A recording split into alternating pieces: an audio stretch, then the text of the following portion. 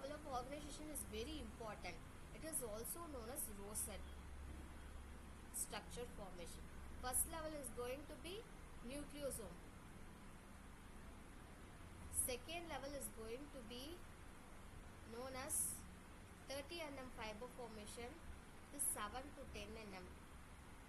30 nm fiber formation, it can be solenoid or zigzag.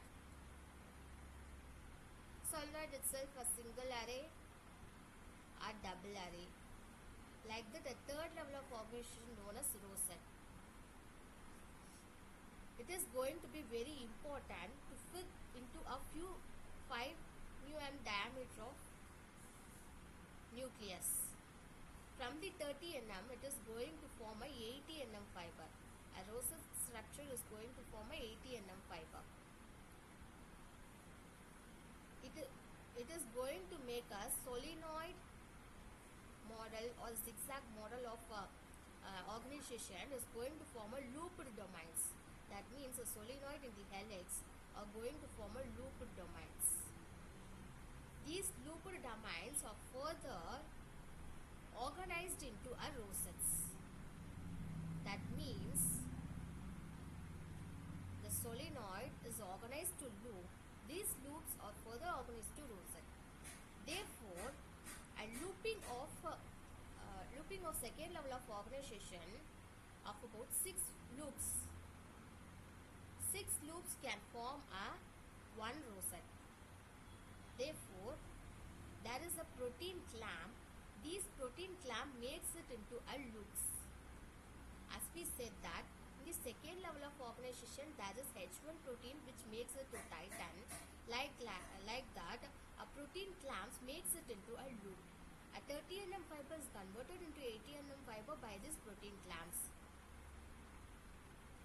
These protein clamps are non-histone proteins. A non-histone proteins are come into act in this, which makes it into a loop. Therefore, as we said, in the nucleosome there is a octamer of histones are used. In the second level of organization, there is a Lincoln histone to be used, H1 protein, and in the rosette structure, there is non-histone proteins are going to be used for the organization into a 80 nm fiber.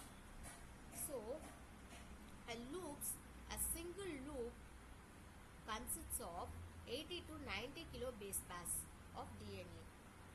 Is going to be looped by non-histone proteins. These non-histone proteins are also known as nuclear scaffold protein because they are cytoskeleton. As we already said that cytoskeletons are found to be non-histones like actin, myosin and tubulin. These 3 proteins or the non-histone proteins or cytoskeleton proteins are also known as nuclear scaffold proteins. These nuclear scaffold proteins are organized as 2 forms. There are 2 classes of non-histone proteins. Topoisomerase class of proteins, class of non-histone proteins are going to involve in mitotic action. It makes the DNA into a size of 50 kilo base pairs in size. But SMC proteins are going to involve in condensation of chromosomes into a daughter chromosome by duplication.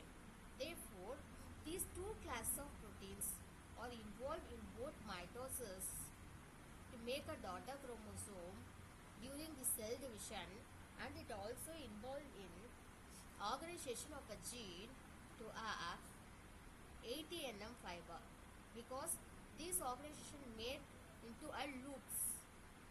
These proteins makes it into a loops and made it further. These 2 classes of non-histone proteins are used in topoisomerase action and SMC protein action. So, a DNA has a specific region called SOR1 region, which means a scaffold association region. As we said, there is a solenoid model to be formed. This solenoid model must be converted into loops. These loops must be converted into a rosette. So, to loop looping off, there is a need of protein which is non-histone protein. To binding the non-histone protein, there is a region in the solenoid model, there is a DNA. This DNA consists of a region called SAR1 region, which is scaffold association region or matrix association region. This region where these non-histone proteins can associate, can bind. This binding cause it to make a looping off. This looping off further organize to rosette.